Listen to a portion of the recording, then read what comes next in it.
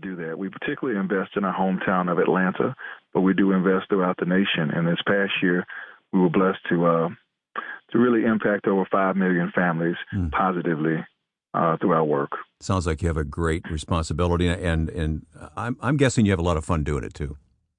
I do. It's amazing. When I got to Chick-fil-A some years ago, we were able to start the Chick-fil-A Foundation. So, and I get a chance to work with an amazing group of people at Chick-fil-A who have this egalitarian spirit of service and really just this authentic desire to help people. Well, as you help children, this must be especially meaningful for you because your own start as a child in first grade wasn't exactly a fast start, was it? It was not. It was not. And so, in reference to first grade, I've written a book called Heroes Wanted, and part of what I talk about in Heroes Wanted is my first grade teacher. Talk about a little lady by the name of Mrs. Adams. And when I was in first grade, I had a difficult time reading, and my mother asked me, my mother received a call from a very prestigious private school here in Atlanta that I was going to, and they said that I was having a difficult time. And my mother had a hard decision to make. She moved me to another school, a less prestigious school here in Atlanta, but still a good school.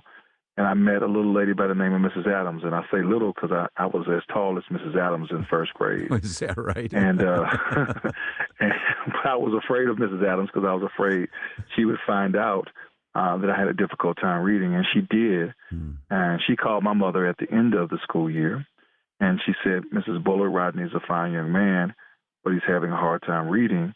But I would like to take the time to teach him to read phonetically throughout the summer. And she did just that. And I was reading 2 and 3 grade levels ahead of my peers at the end of the summer because of the time she invested in me. So she is really number one hero in your book, right?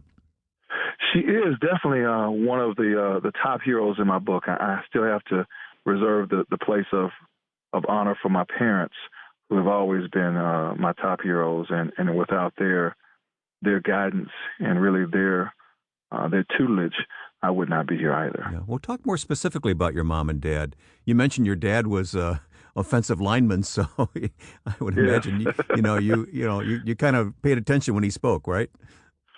Absolutely. My father is a big, gentle man, and one of the things I learned from my father in particular was just nurture.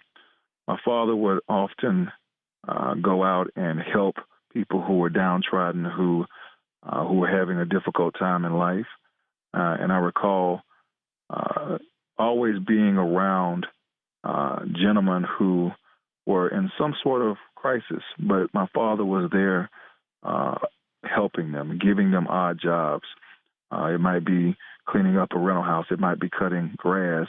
But I was, as a child, right next to those men. And it taught me not to be a respecter of person.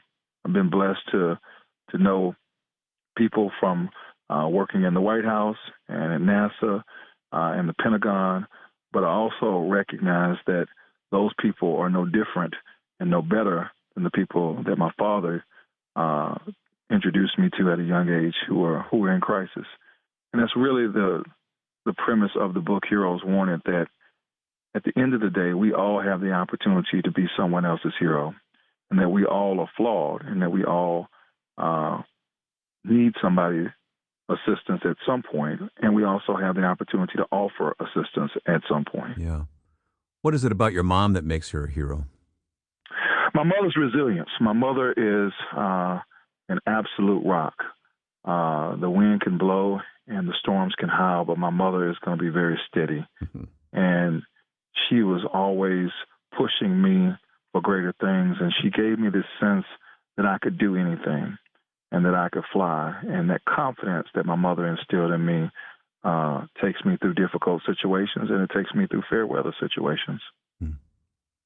And you mentioned your family today. Can you just introduce us to them? Yes.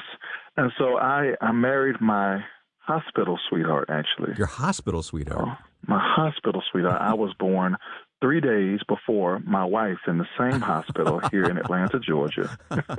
When did you make that connection?